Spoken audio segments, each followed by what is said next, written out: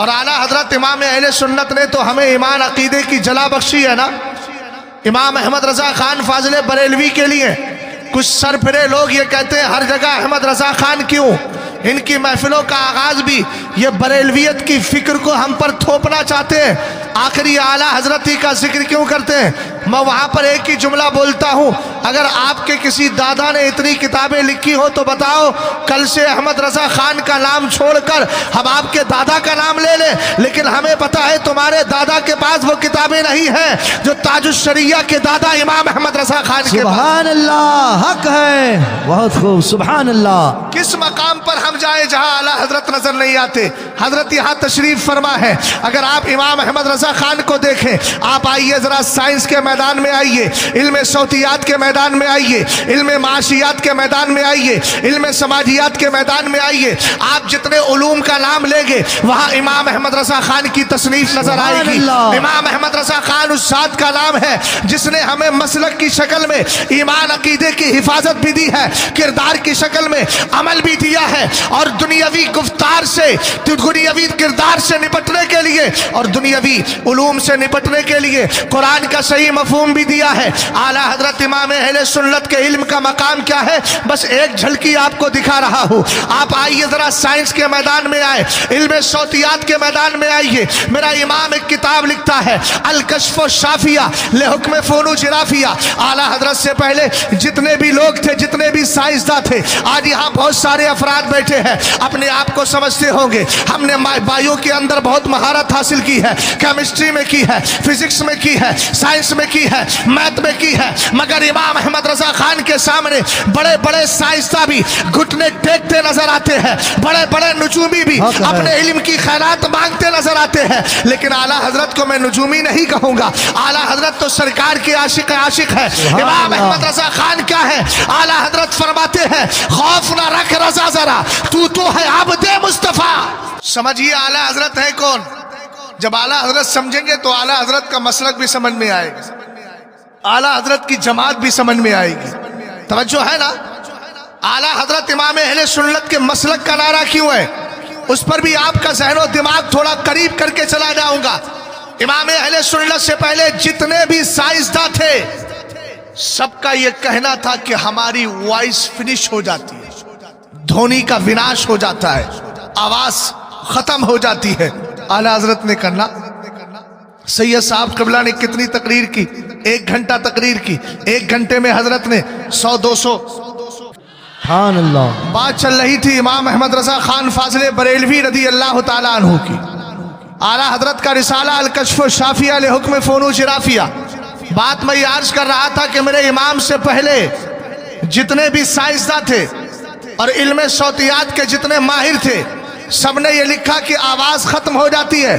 ہم جو بول رہے ہیں، سید آصف اقبال صاحب قبلہ نے جتنی دیر گفتگو کی، یا میں جو بولوں گا، میرے بعد سید صاحب قبلہ جو اپنے دعائیہ کلمات سے نوازیں گے، یہ آواز جاتی ہے۔ ان کا اصول یہ تھا آواز جاتی ہے، جا کر ختم ہو جاتی ہے، مگر اعلیٰ حضرت امام اہل سنت رضی اللہ تعالیٰ عنہ نے ارشاد فرمایا نانا، یہ آواز پانی کے لہروں کی طرح ہمارے کان کے قریب جاتی ہے، مگر اس کے بعد ہوتا کیا ہے؟ انقطاع تموج ہوتا ہے۔ اعلیٰ حضرت امام اہل سنت فرما رہے ہیں انقطاع تموج کا مطلب یہ ہوا، سمندر کی لہریں جس طرح آپ دیکھتے ہیں کنارے سے آ کے ٹکراتی ہے، اس کے بعد میں پھر پلٹ کے لہریں آتی رہتی ہے۔ اعلیٰ حضرت امام اہل سنت فرما رہے ہیں انقطاع تموج سے، یعنی آوازوں کی لہریں ختم ہونے سے یہ لازم نہیں آتا کہ آواز بالکلیہ ختم ہو گئی، آواز پوری طرح ختم ہو گئی۔ ذرا اہل علم خاص طور سے اس پر توجہ دے۔ اعلیٰ حضرت امام اہل سنت کی ذات کو اگر ہم اعتقادیات کے اعتبار سے بتاتے ہیں، عملیات کے اعتبار سے بتاتے ہیں، تو اعلیٰ حضرت امام اہل سنت کی ذات کو ہمیں اصلیات کے حوالے سے بھی پہچان کرانا چاہیے، تاکہ زمانے کو پتہ چل جائے جو مصطفیٰ کریم کے عشق میں ڈوب جاتا ہے، جس کی بولی یہ ہوتی ہے کروں کیوں مدح اہل دول رضا، پڑے اس بلا میں میری بلا، میں گدا ہوں اپنے کریم کا، میرا دین پا رہے نہ نہیں۔ تو سرکار علیہ السلام کی بارگاہ سے جب کریم کی بارگاہ سے کرم ملتا ہے تو امام احمد رضا خان کے علم کا مقام کیا ہوتا ہے؟ اعلیٰ حضرت نے فرمایا آواز ختم نہیں ہوتی ہے. وہ کہہ رہے ہیں آواز ختم ہوتی ہے. اعلیٰ حضرت کہتے ہیں آواز ختم نہیں ہوتی. کو آپ نے دلیل میں کہا اللہ رب العزت ارشاد فرماتا ہے والباقیات الصالحات خیر عند ربک ثوابا وخیر مردا. میرے امام کہتے ہیں قرآن کہتا ہے یہ تمہارے پاکیزہ کلمات باقی رہنے والے ہیں. اسی لیے اعلیٰ حضرت نے ملفوظ شریف کے اندر ارشاد فرمایا. میرے امام فرماتے ہیں ہم جو اچھی باتیں بول رہے ہیں یہ قیامت تک ختم نہیں ہوتی بلکہ اچھا بولنے والے کے لیے قیامت تک بخشش کی دعائیں کرتی رہتی ہیں. سبحان اللہ سبحان اللہ. اس لیے ہمیشہ زبان سے اچھا بولیے, غلط بولنے کی ضرورت نہیں. اچھی بات بولیں گے تو قیامت تک بخشش انہی کلمات کے ذریعے ہوتی رہتی. سمجھ میں آئی بات آپ کے؟ اس طرح اعلیٰ حضرت امام اہل سنت کی ایک بات نہیں ہے, بہت ساری باتیں. امام اہل سنت رضی اللہ تعالیٰ عنہ نے تو تمہیں تجارت اور معاشیات کو بہتر کرنے کے لیے بھی ایک رسالہ دیا ہے, تدبیر فلاح و نجات و اصلاح.